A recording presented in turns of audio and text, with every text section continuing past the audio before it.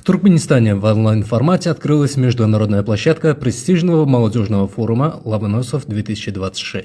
На церемонии открытия к участникам по видеосвязи обратился ректор МГУ имени Ломоносова, академик РАН Виктор Садовничий. Основной этап 33-й международной конференции проходит в Москве с 10 по 25 апреля. Он охватывает 44 научных направления и более 450 подсекций, отражающих все сферы современной фундаментальной и прикладной науки. Главная цель форума – не только выявить таланты, но и объединить молодых исследователей из разных стран, помочь ученым найти единомышленников для будущих совместных проектов. Работа конференции организована как в Москве, так и на международных площадках партнерских университетов. В Туркменистане в этом году сессии проходят на базе двух ведущих вузов Ашхабада по 4 направлениям. Туркменский национальный институт мировых языков имени Давлетмамеда Азади взял на себя гуманитарный блок, иностранные языки, филологию и теорию перевода.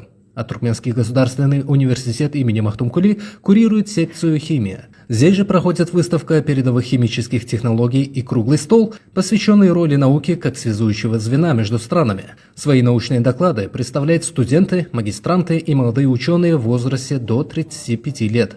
Как отмечают организаторы, проведение онлайн-сессий МГУ в Туркменистане уже стало доброй традицией, которая укрепляет академические связи между странами. По итогам работы все участники получат сертификаты, а авторов самых новаторских исследований наградят почетными дипломами.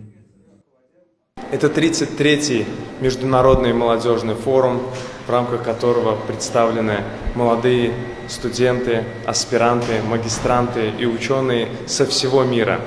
И для нас весьма примечательно стать частью этого мегапроекта.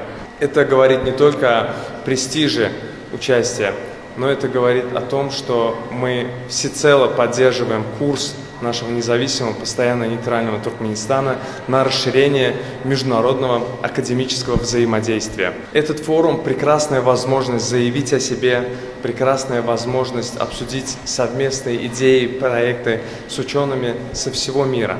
И, пользуясь случаем, желаем национальному лидеру туркменского народа, уважаемому герою Аркадагу, Аркадаглы герою Сердару крепкого здоровья, долгих лет жизни и больших успехов, масштабной деятельности во благо всего человечества.